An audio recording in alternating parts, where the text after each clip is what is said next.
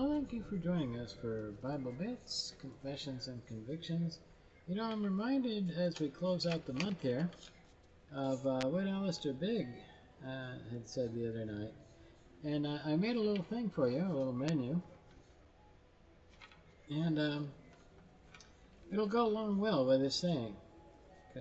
As well as, of course, Jack Hibbs' real life. It is real life. Well, if you believe only in the parts of the gospel that you agree with and you like, that's not too hard to follow that, right? But what about the parts you don't like? What about the parts you reject and you don't want to follow and you don't want to obey and you don't even believe? Well, if that's the case, then really you're not following the gospel at all. What are you following? That's right, you're following your heart. You're following the culture. You're following whatever the Nike doctrine says. Hey, just do it. If it feels good, do it. So my little menu kind of consists of three things. Imagine a menu being made up this way. Nobody's made one, so at least I couldn't find one, so I made one for you. On the left side, it says menu specialties. Long life. Everybody wants that one, including Brian Johnson. Wealth and prosperity.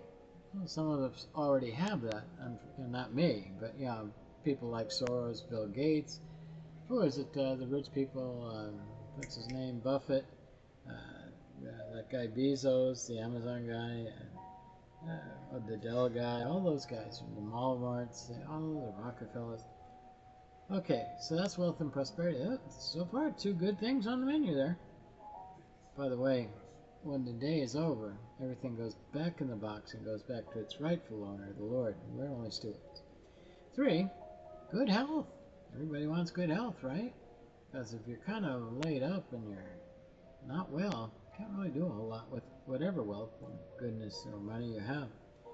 4, protection. It's a good thing to pray for that.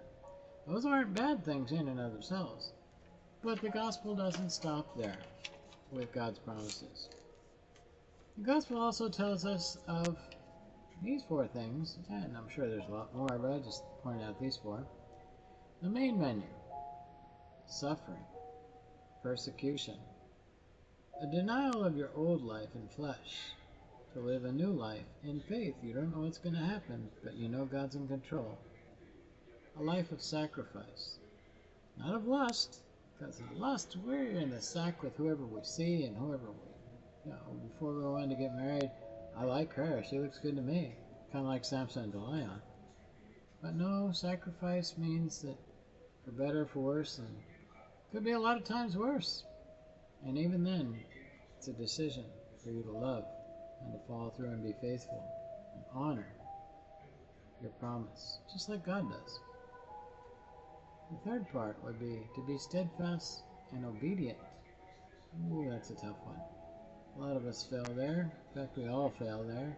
Everyone falls short of the glory of God. We have all sinned.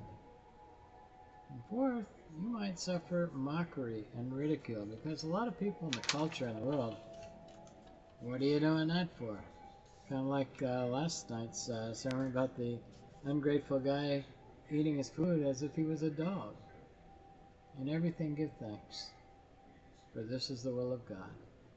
Remember, it's the hand of His providence that gives you the strength to go out and have a job, to have the ability and skills to do your work. Without those, it would be pretty meaningless, wouldn't it? And hopeless. Well, that's it for tonight. Tell us what you think, leave a comment, and hit subscribe. Till next time, God bless.